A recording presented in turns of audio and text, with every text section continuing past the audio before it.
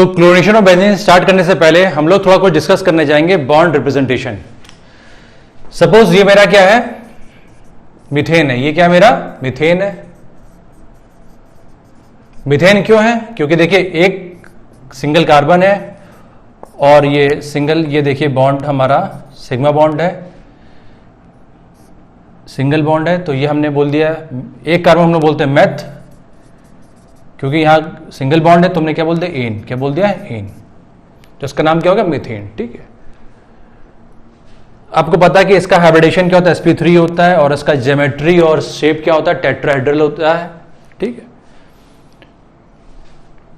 और इसका एंगल जो होता है 109 डिग्री 28 मिनट। ठीक है ना। तो ये सब मैं मान के चलो आपको आता होगा, आपने 11th क्लास में सब पढ़ा होगा, हाइब्रिडेशन पढ़ा होगा। ठीक है। और ज्योमेट्री शेप के बारे में आप जानते होंगे। एक चीज ध्यान रखिएगा कि जब भी हम इस तरह से स्ट्रक्चर लिखते हैं लाइक दिस, तो जैसे बहुत से स्टूडेंट्स कहते हैं कि सर ये समझ में नहीं आता कि हमने यहां पर हाइड्रोजन 3 क्यों लिखा, 2 क्यों लिखा, 3 क्यों लिखा। इस तरह से हाइड्रोजन वो प्रॉपर्ली लगा नहीं पाते हैं। तो इसका मैं रीजन बताऊंगा। इसके पीछे भी ऑब्वियस सी बात है, लॉजिक होता है। लॉजिक ये है, सिंपल सा लॉजिक है कि कार्बन का एटॉमिक नंबर क्या होता है? 6 होता है। इसके पहले सेल्स में क्या है? 2 इलेक्ट्रॉन्स है। इसके लास्ट सेल में या आउटर मोस्ट सेल में कितने इलेक्ट्रॉन्स है? 4 इलेक्ट्रॉन्स होते हैं। या हम बोल सकते हैं इसके वैलेंस सेल में कितने इलेक्ट्रॉन्स होते हैं? 4 इलेक्ट्रॉन्स होते हैं। तो इसको अपना ऑक्टेट पूरा करने के लिए, इसको अपना ऑक्टेट पूरा करने के लिए कितने इलेक्ट्रॉन्स चाहिए? 4 इलेक्ट्रॉन्स चाहिए। तो वो क्या करता है? हाइड्रोजन से शेयरिंग कर लेता है। क्या करता है? हाइड्रोजन से शेयरिंग कर लेता है लाइक दिस। बस आपको ध्यान रखना है ऑक्टेट रूल। तो आपको कभी भी प्रॉब्लम नहीं आएगी कि हमें हाइड्रोजन यहां कितने पुटअप करने हैं। ठीक है ना। आउटर मोस्ट सेल में इसके 4 इलेक्ट्रॉन्स होते हैं। इसको अपना ऑक्टेट पूरा करने के लिए 4 इलेक्ट्रॉन्स और चाहिए। तो हाइड्रोजन भी हो सकता है, कोई भी आइटम हो सकता है जिससे वो शेयरिंग कर सकता है। तो ये जो बॉन्ड बनता है that is your covalent bond. ये सब बॉन्ड्स क्या होते हैं मेरे? कोवेलेंट बॉन्ड्स, क्योंकि यहां पर शेयरिंग ऑफ इलेक्ट्रॉन्स इन्वॉल्व है। ठीक है ना। तो ये बॉन्ड्स मेरे क्या होते हैं? कोवेलेंट बॉन्ड्स होते हैं, क्योंकि यहां पर शेयरिंग ऑफ इलेक्ट्रॉन्स इन्वॉल्व हो रहा है। ये सारे मेरे बॉन्ड्स क्या हैं? कोवेलेंट बॉन्ड्स हैं। ठीक है ना। तो अगर मैंने यहां पर CH4 लिखा तो CH4 ही क्यों लिखा? क्योंकि इसको अपना ऑक्टेट पूरा करने के लिए 4 इलेक्ट्रॉन्स, 4 हाइड्रोजन चाहिए। तो यहां से शेयरिंग हो जाएगी, यहां से हो जाएगी शेयरिंग, यहां से। ठीक है। तो इसलिए हमने क्या लिखा? CH4। चलिए इस पे 1-2 क्वेश्चन कर लेते हैं हम लोग। ठीक है ना। तो आपको और क्लियर हो जाएगा ये। तो चलिए 1-2 क्वेश्चंस कर लेते हैं हम लोग। सबसे फॉर एग्जांपल मैंने ये लिखा आपके लिए, ये लाइक दिस। ये मेरा क्या है? देखते हैं। अब मुझे ये चेक करना कि हाउ टू पुट हाइड्रोजन्स। ठीक है ना। अगर हम बात करते हैं इस कार्बन की, तो ऑब्वियस सी बात है इसके आउटरमोस्ट सेल में कितने इलेक्ट्रॉन्स है? 4 इलेक्ट्रॉन्स है। इसको अपना ऑक्टेट पूरा करने के लिए कितने इलेक्ट्रॉन से शेयरिंग करनी पड़ेगी? इसे अपने ऑक्टेट पूरा करने के लिए 4 इलेक्ट्रॉन चाहिए। तो ये क्या करेगा? एक इस कार्बन से ले रहा है, एक इस कार्बन से ले रहा है, एक बॉन्ड ये बन गया। अब हमें कितने इलेक्ट्रॉन्स और चाहिए? 3 इलेक्ट्रॉन्स और चाहिए। तो देखिए ये हाइड्रोजन से ले लेगा लाइक दिस, लाइक दिस। ठीक है ना। तो ये कार्बन अपना ऑक्टेट पूरा करने के लिए एक इलेक्ट्रॉन यहां से ले रहा है, बाकी 3 इलेक्ट्रॉन किससे ले लेगा? हाइड्रोजन से ले लेगा। तो यानी इस कार्बन पर कितने हाइड्रोजन आए? 3 हाइड्रोजन आए। ठीक है। ऑक्टेट रूल आपको बहुत ध्यान देके चलना है। अब अगर मैं इस कार्बन की बात करता हूं तो देखिए ये एक इलेक्ट्रॉन इससे शेयर कर ले रहा है, एक इससे कर ले रहा है, और एक हाइड्रोजन से कर लेगा और इस कार्बन से कर ले रहा है। अब अगर आप काउंट करिए इसका आउटरमोस्ट सेल में कितने इलेक्ट्रॉन्स है, तो देखिए 1 2 3 4 5 6 7 8, यानी कि इस कार्बन का अपना ऑक्टेट पूरा हो गया। ठीक है ना। फिर से एक बार देख लीजिए। अगर हम इस कार्बन की बात करते हैं तो 2 इलेक्ट्रॉन इससे शेयर कर ले रहा है, इस कार्बन से, एक इससे ले रहा है। तो सिर्फ इसको एक और इलेक्ट्रॉन चाहिए जो कि वो हाइड्रोजन एटम से शेयर कर लेगा। तो अगर आप इलेक्ट्रॉन ऑक्टेट रूल ध्यान में रखेंगे तो ये गलती आपसे कभी नहीं होगी कितने हाइड्रोजन आपको पुटअप करने हैं। अब चलिए हम अगर इस कार्बन की बात करते हैं तो ध्यान से देखिएगा कि एक ये इलेक्ट्रॉन ले रहा है, एक ये ले रहा है, बाकी 2 इलेक्ट्रॉन किससे ले लेगा? 2 हाइड्रोजन से ले लेगा। तो अगर आप इसको तरीके से लिखना चाहे तो ये देखिए ये है। ठीक है। अब अगर मैं इसका पूछता हूं कि इसका आईपीसी नेम क्या होगा, तो देखिए ध्यान से कितने कार्बन है? 1 2 3। हम नंबरिंग यहां से क्यों करेंगे? क्योंकि यहां डबल बॉन्ड है, तो डबल बॉन्ड को क्या होता है? कम से कम नंबर देना पड़ता है। तो 1 2 3, तो प्रॉप हुआ ठीक है। तीन कार्बन को हम लोग क्या बोलते हैं, प्रोप बोलते हैं। डबल बॉन्ड किस पोजीशन पे है, डबल बॉन्ड हमारा किस पोजीशन में, 1 पोजीशन पे, तो 1 लिखा, आपने इन लिख दिया, तो इसका आईपीसी नेम क्या हो गया, प्रोप 1 इन हो गया। लोग इसको प्रोपेन भी लिख सकते हैं, ठीक है। चलिए एक क्वेश्चन और करते हैं। सपोज ये मैंने आपको सवाल दिया लाइक दिस, ठीक है। अब मेरा वही क्वेश्चन आपसे है कि हाउ टू पुट हाइड्रोजन्स। तो अगर मैं इस कार्बन की बात करता हूं तो एक तो शेयरिंग इससे कर ले रहा है, इस कार्बन से, बाकी के 3 इलेक्ट्रॉन्स इस हाइड्रोजन से ले लेगा, ठीक है। तो इसका ऑक्टेट, इस कार्बन का ऑक्टेट पूरा हो गया। अब अगर मैं इसकी बात करता हूं तो देखिए ध्यान से, ये 3 इलेक्ट्रॉन की शेयरिंग इससे कर ले रहा है और बाकी क्या इससे कर ले रहा है, दैट मीन्स इसका ऑक्टेट पूरा है और यहां पर हमें कोई भी हाइड्रोजन की जरूरत नहीं है। चलिए काउंट कर लेते हैं, 1 2 3 4 5 6 7 8, यानी कि इस कार्बन का ऑक्टेट पूरा है, हमें यहां पर हाइड्रोजन पुटअप की जरूरत नहीं है। अब चलिए हम इस कार्बन की बात करते हैं, तो एक इससे ले रहा है, बाकी के 3 इलेक्ट्रॉन इससे ले रहा है, तो देखिए 1 2 3 4 5 6 7 8, यानी कि इस कार्बन का भी ऑक्टेट पूरा है। इसके आउटर मोस्ट शेल में कितने इलेक्ट्रॉन्स है, 8 है, ठीक है ना। अब अगर मैं इस कार्बन की बात करता हूं, देखिए ध्यान से, अब अभी इस कार्बन के पास कितने इलेक्ट्रॉन्स है, 1 और 2 शेयरिंग करके इलेक्ट्रॉन है, दैट मींस कि अभी इसके पास कितने इलेक्ट्रॉन्स है, 2, इसको और कितने इलेक्ट्रॉन चाहिए, तो ध्यान से देखिए, इसको और 6 इलेक्ट्रॉन चाहिए, तो ये 3 हाइड्रोजन से शेयरिंग कर लेगा, तो इसका ऑक्टेट क्या हो गया, पूरा हो गया। देखिए 1 2 3 4 5 6 7 8, ये देखिए अगर हम एक बॉन्ड की बात करते हैं, ये इलेक्ट्रॉन्स है, ये इलेक्ट्रॉन्स है, ये इलेक्ट्रॉन्स, ये इलेक्ट्रॉन्स, लाइक दिस, तो इस कार्बन का अपना ऑक्टेट पूरा हो गया। इसके आउटर मोस्ट सेल में या वैलेंस शेल में कितने इलेक्ट्रॉन्स है, 8 इलेक्ट्रॉन्स है, ठीक है ना। तो इस तरह से आप हाइड्रोजन पुटअप करते हैं, तो प्लीज कंफ्यूज कभी मत करिएगा, चाहे कुछ भी आपको ये कोई भी chain they they like this. ये क्वेश्चन आप खुद से ट्राई करिएगा, ठीक है, हाउ टू पुट हाइड्रोजन, इसको होमवर्क में करिएगा, ठीक है। रूल वही फॉलो करिएगा, ऑक्टेट रूल लेके चलेंगे, कभी भी गलती आपसे नहीं हो सकती, ठीक है। अब जब भी हम केमिस्ट्री की बात करते हैं तो इलेक्ट्रॉन कैसे मूव करते हैं, उनका रिप्रेजेंटेशन कैसा होता है, वो चीज चलिए डिस्कस करते हैं, क्योंकि वो इंपॉर्टेंट होता है। किस तरह से बॉन्ड ब्रेक हुए, ठीक है, तो किस तरह से इलेक्ट्रॉन का मूवमेंट होता है, चलिए डिस्कस करते हैं। एक चीज मैं और डिस्कस करना चाहूंगा आपसे कि हम जब भी कार्बन की स्ट्रेट चेन होती है, ठीक, तो जनरली हम लोग ऐसा लिख देते हैं, बट एक्चुअल में होता नहीं, ये हमेशा जिगजैग वे में होता है। क्या होता है, हमेशा जिगजैग वे में होता है। ऐसा इसलिए होता है क्योंकि देखिए हमेशा कार्बन का जो ज्योमेट्री होता है वो टेट्राहेड्रल होता है, तो हमेशा हमें ध्यान रखना पड़ता है कि इस तरह से हमें दिखाना पड़ता है। देखिए लाइक दिस,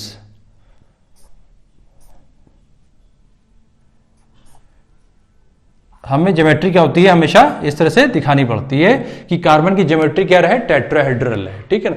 तो जनरली हम लोग लिख तो ऐसे देते हैं, बट रियलिटी क्या होता है कि हमारा जो कार्बन का चेन होता है वो जिगजैग वे में होता है, हमेशा हमें फॉलो करना पड़ता है टेट्राहेड्रल ज्योमेट्री। ये चीज ध्यान रखिएगा, ठीक है। एक चीज मैं आपसे और बताना चाहूंगा कि ये कार्बन से 4 हाइड्रोजन अटैच है, ये CH4 है। तो देखिए इसको लिखने का तरीका देखते हैं, इसको लिखने का तरीका देखते हैं। ये देखिए,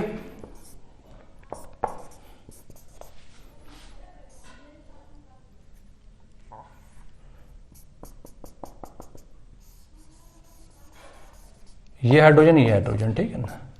क्योंकि जब अभी हम आगे पढ़ेंगे तो इस तरह से कुछ स्ट्रक्चर आएंगे, तो ये हमें पता होना चाहिए कि ये स्ट्रक्चर क्या रिप्रेजेंट कर रहे हैं।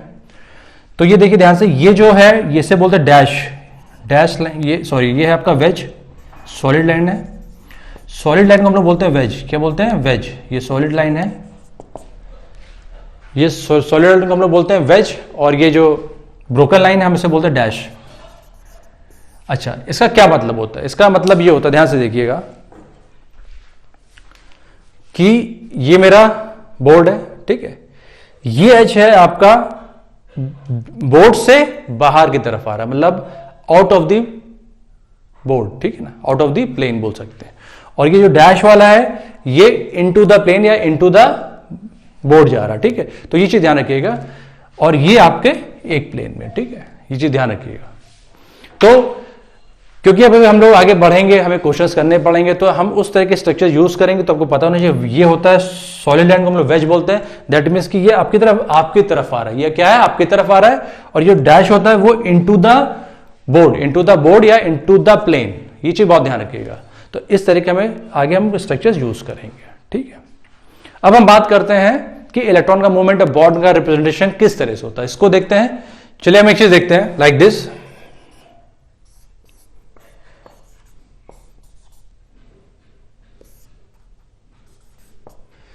ठीक है, अब हम लोग बॉन्ड का रिप्रेजेंटेशन देखें ध्यान से। अगर हम इस बॉन्ड की बात करेंगे तो एक इलेक्ट्रॉन इसका होता है, एक इलेक्ट्रॉन इसका होता है, ठीक है। अब हम लोग रिप्रेजेंटेशन देखिएगा। रिप्रेजेंटेशन जानना बहुत जरूरी, क्योंकि केमिस्ट्री में एरोस का बहुत यूज होता है। तो अगर मैंने ध्यान से देखिए, मैंने क्या करा कि ये मूवमेंट दिखाया इलेक्ट्रॉन का, ये हमने क्या यूज करा, कर्ली एरो। क्या है ये मेरा कर्ली एरो।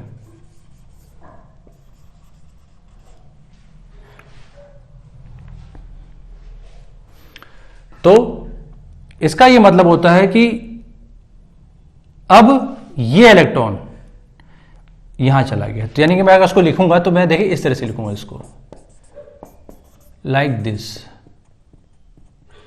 फिर से देखिए, मैंने अगर ये कर्ली एरो यूज करा, कर्व होना चाहिए, ठीक है। तो ये इस कार्बन का इलेक्ट्रॉन कहां चला गया, ए पे चला गया। तो ए पे इलेक्ट्रॉन डेंसिटी बढ़ गई, तो मैंने यहां पर एक माइनस चार्ज लगा दी इस तरह से। और क्योंकि अब यहां से इलेक्ट्रॉन गया है तो यहां पर पॉजिटिव चार्ज, यहां पर पॉजिटिव चार्ज। फिर से देख लीजिए,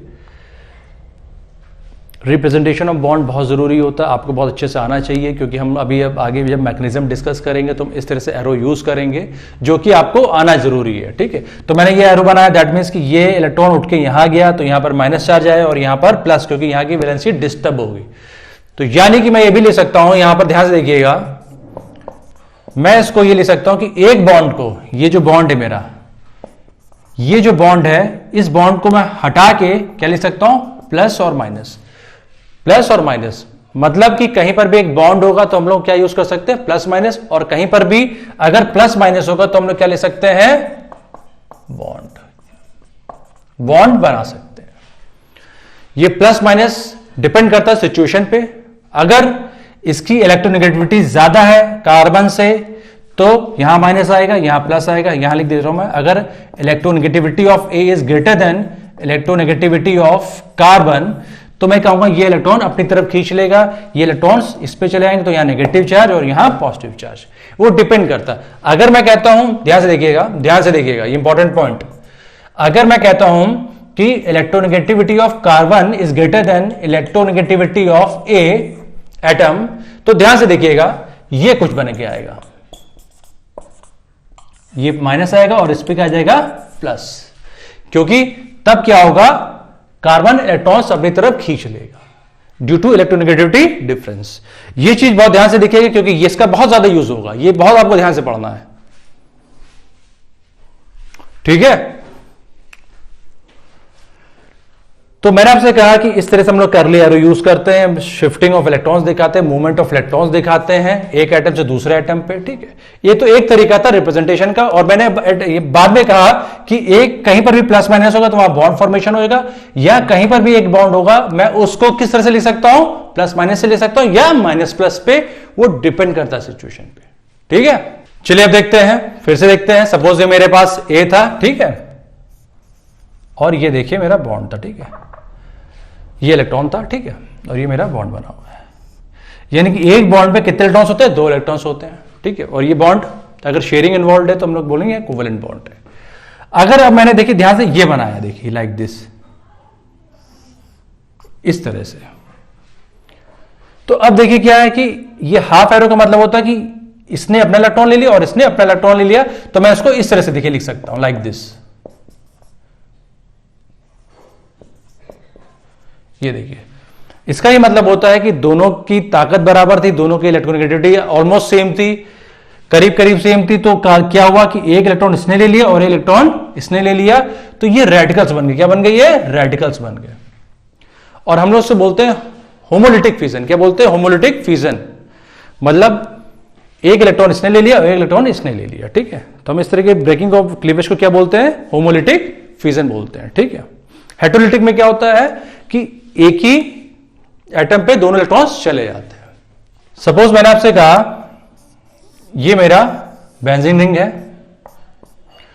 जनरली हम जब भी इलेक्ट्रॉन का मूवमेंट दिखाते हैं तो हम लोग कैकुल्स स्ट्रक्चर यूज करते हैं बेंजीन का। अदरवाइज जो मोस्ट अप्रोप्रिएट स्ट्रक्चर होता है बेंजीन का वो ये होता है, रिंग वाला, क्योंकि रेजोनेंस होता है जिसकी वजह से क्या बॉन्ड सर्कुलेट करते हैं तो हम लोग रिंग बनाते हैं। ठीक है, अब सपोज मैंने कहा ये मेरा बॉन्ड है और ऑब्वियस सी बात है ये पाई बॉन्ड है, पाई बॉन्ड के इलेक्ट्रॉन्स, ये पाई बॉन्ड के इलेक्ट्रॉन्स देखिए मैंने एरो बना के ये ऐसे शिफ्ट करा, तो आप इसे कह सकते हैं, देखिए मैंने इस तरह से लिखा, देखिए ध्यान से देखिएगा, क्योंकि हम ये स्ट्रक्चर अभी आगे जब हम लोग इलेक्ट्रोफिलिक डिस्कस करेंगे तो इस तरह से हम लोग पूरा यूज करेंगे। तो ये चीज ध्यान रखिएगा कि ये पाई बॉन्ड है, इसके 2 इलेक्ट्रॉन्स थे, मैंने ये इलेक्ट्रॉन्स कहां शिफ्ट कर दिए, यहां पर कर दिया, तो यहां पर एक नेगेटिव चार्ज आ गया और यहां पर क्या आ गया, पॉजिटिव चार्ज। ये चीज ध्यान दीजिएगा, इंपॉर्टेंट पॉइंट है ये, क्योंकि अभी हम जब डिस्कशन करेंगे इलेक्ट्रोफिलिक का तो ये सब चीजें वहां पर यूज होंगी। ठीक है ना,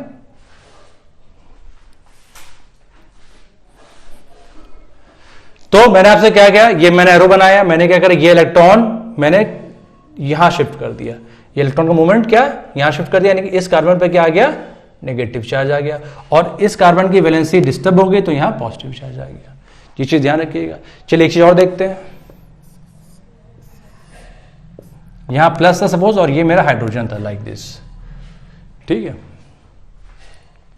अब मैंने आपसे कहा कि अगर ये हाइड्रोजन हटता है, अगर ये हाइड्रोजन हटता है तो देखिए क्या हुआ, ये हाइड्रोजन अपना इलेक्ट्रॉन इस कार्बन को देखिए देके गया, इस कार्बन को देके गया, तो क्या होगा, फिर से देखिए ध्यान से,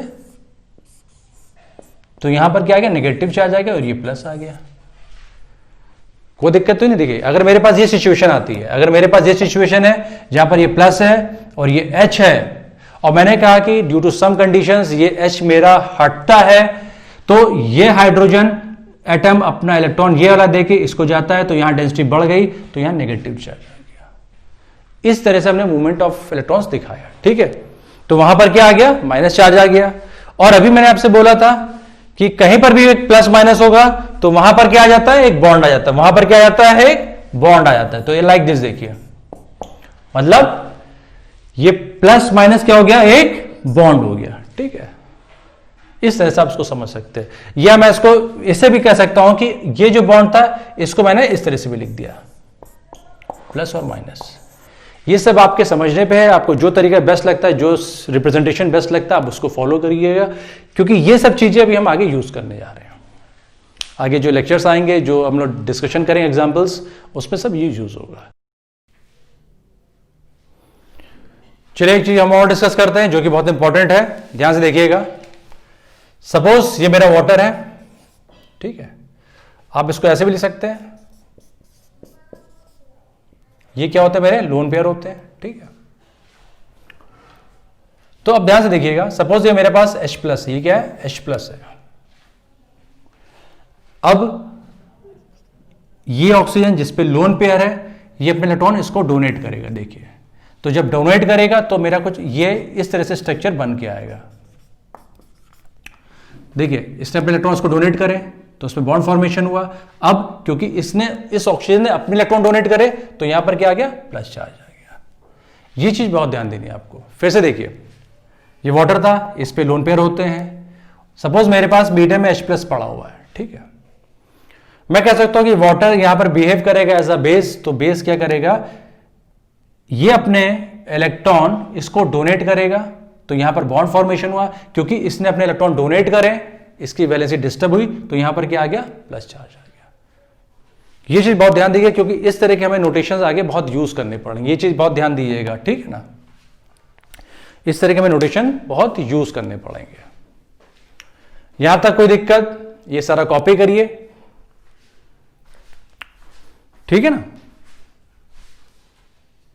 अब हम आगे जो डिस्कस करेंगे क्लोरीनेशन ऑफ बेंजीन, ये पूरी सीरीज हम लोग फॉलो करेंगे, ठीक है। और फिर हम लोग न्यूमेरिकल्स करेंगे, जितना भी हम लोग प्रीवियस ईयर्स के क्वेश्चंस होंगे, जो इंपॉर्टेंट क्वेश्चंस होंगे, वो सब हम चीज डिस्कस करेंगे, ठीक है। तो फिर आज मैं यही रोकता हूं। Thank you.